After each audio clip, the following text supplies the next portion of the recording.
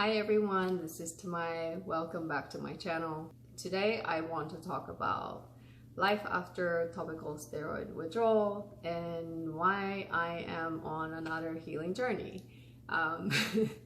You might be wondering like, oh, I thought you healed your eczema by going through TSW, but in my case, it didn't end with TSW. I did enjoy eczema-free skin for 3 years after TSW, but I started having a little bit of eczema on the middle finger on my right hand in college. So just to go back a little bit, as you know, I changed my diet when I went through TSW for the second time in 93, and 94 and 95 I stuck to that diet. But 95 was the year that I was an exchange student in the US, so I prepped my own food and I ate separate foods from my host family because they weren't vegan, and I felt a little divide between myself and them, and I really didn't like that. So when I decided that I was gonna finish my senior year in the US to go to university here, I lived with another host family, and I did not tell them that I was vegan because I wanted to eat the same food as them, and initially it was a little scary, but my body didn't react, and being young and naive, I just kind of moved on and ate everything from there on. So in college, I started getting an eczema on the middle finger, and maybe when I was behind sleep or under stress, I would get little bumps that had little fluids on the palm of my right hand, and a little dryness on the back, but nothing to the point that I had to do anything. I kind of lived with it. It was manageable. So skin-wise, after TSW, I have not dealt with anything like the eczema that I grew up with. So I think that's good news, I hope, for many of you. The skin problems that I would get were different from my childhood eczema. So the first one was the first winter I moved to upstate New York. My skin went through adjustment period. So it became really dry and patchy, but that was just the first winter. And I have not experienced that after, so I'm guessing, yeah, my skin had to go through that because upstate New York is the coldest place I've ever lived in my life. So that was kind of how I saw it. And I think in my late 20s, that's where my dependency for moisturizers kind of started. I'm just guessing, but I think I started using lotion because I would see all these things in a fashion magazine, and I was like, oh, maybe I need to do that. Like, I need to start moisturizing my body, and you know, for a long-term skin benefit. And so lotions kind of started being part of my life, and occasionally I did get a little flare around my eyes, but maybe like twice that I can remember, 2 years in a row. And I remember I used Aquaphor for that. And but aside from that, it's always been just my right hand, and not consistently. So majority of the year it was overall not bad, but maybe once or twice a year it would have a flare up where I would get many cuts, or my skin just get really dry, and I may scratch at night. Mostly those happen in the winter months. I remember thinking like, wow, like I did that to myself, like in the morning where I see deep wounds.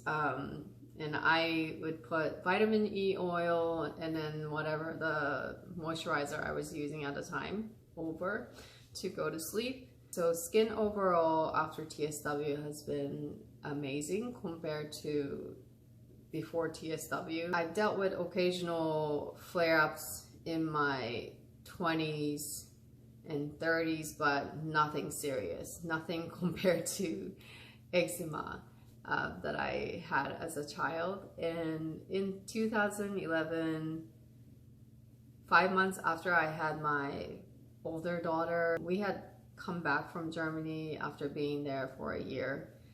That's where she was born. And when we came back, I had a flare around my eyes. We were at my in-laws, and I initially thought, oh, maybe it's the towels that I used there. Maybe the detergent, didn't suit me or something. But even after we moved into our own place and I was using my own towels, it didn't go away. So that's when I came across this cream called Control Cream by Mario Badescu. And it had a lot of good reviews. It was natural, botanical based. So I thought, okay, why not try it? And I ordered it and I applied it, and in a couple days the flare was gone. That should have been a warning, but I didn't think much of it. I was simply happy that I didn't have to deal with skin problems because I was too busy taking care of my baby and figuring out motherhood. For the next 2 years, I would use it for emergency purpose, like if I had rash here or there, which really was unnecessary, but I did it out of convenience. And then, yeah, at that 2-year mark, I started getting rash on the forearms that I couldn't figure out how to treat. I would wipe with apple cider vinegar, or like drink apple cider vinegar first thing in the morning, all those things. Nothing was really working. I also experienced miscarriage like 3 months in after I started getting all these weird rashes. So I thought, oh, maybe the control cream might fix me. But it comes in a little container. I didn't have enough to put it all over my skin. And I went on their website and found out that they no longer sold it. And I was like, oh no, what am I gonna do? And then I received this email from a law firm saying that there's a lawsuit against the company because this control cream had steroid in it. And that really crushed me because I did my absolute best to stay away from steroids or any other medications all these times, and here I am. I used this cream without knowing that it had steroid in it, and I was just stunned that a company would do such a thing. Yeah, that was not a great moment, but I did kind of dwell on it. But then I was still recovering from the miscarriage, and then this reaction that I was having on my skin that's spreading. I had to pick myself up and do something, and the rash was spreading to my eyelids, and my facial skin was getting drier, and this rash around the eyes kind of reminded me of my neighbor's daughter who was gluten intolerant, and that's what she would get when she ate gluten. I thought, well, maybe I'm gluten intolerant. So I went on a gluten-free diet for 2 months, and the rash went away. My face was a little better, but not so much. I was still not in a place that I felt comfortable. I still felt out of balance. So I did a gluten-free diet for 2 months, and then I say 2 months because I had to go back to Japan for 3 weeks. And at that time I thought, well, I ate all this food in my previous visits, like in my 20s and stuff. So I was like, what's the harm? I should be able to handle the food in my own country. So I ate everything, and after I came back, I had a huge flare up in different parts of my body this time. Neck, my stomach, my chest, under my armpit. So that's when I looked for some kind of a cure, something I could really implement, and I came across the eczema diet.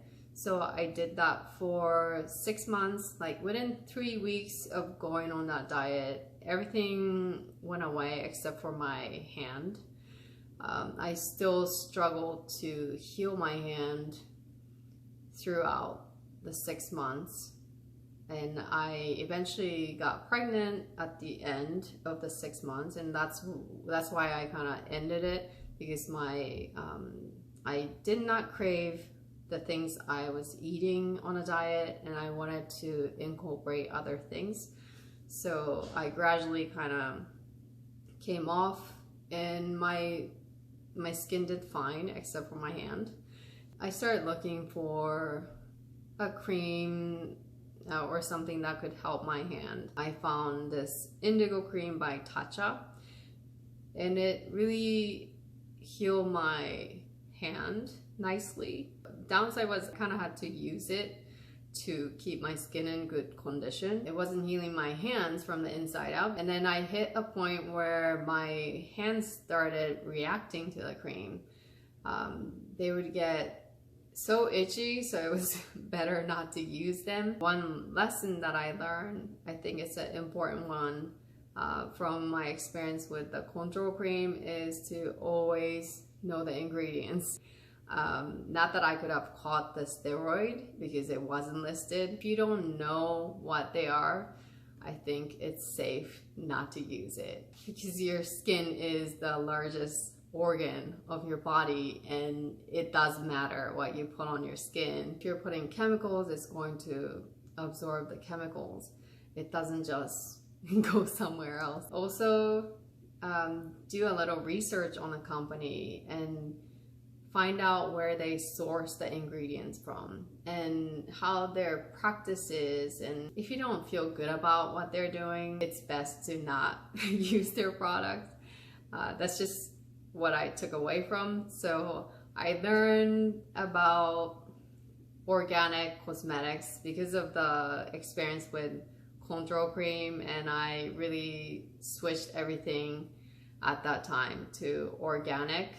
But when I was desperate to find something for my hand, I went with Tatcha. I also used their skincare line as well as the hand cream.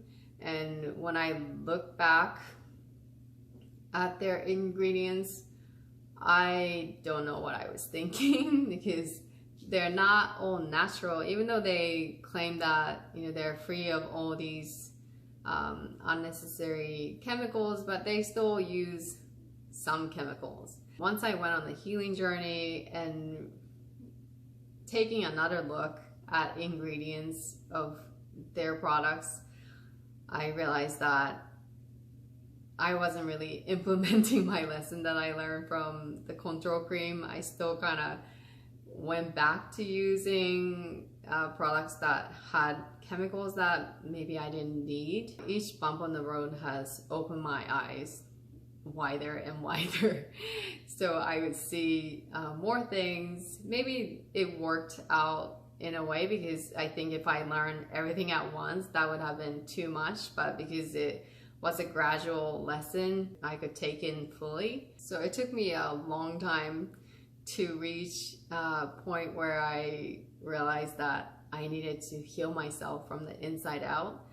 But it did happen in mid-January of 2017, and I have not felt better in my life, to be honest, and I am so grateful. So I'm just amazed by the ability of my skin to heal, because I have not used any moisturizers in over a year. And for someone that was so dependent on moisturizers, that's just amazing. It really makes you want to be good to yourself even more because of the work that your body has done. And that's where I am at currently, and I will share the story of my healing journey in my next video. I don't know if I can do it in one, but I'll think about that detail, but I will be sharing in my future videos. Thank you for watching another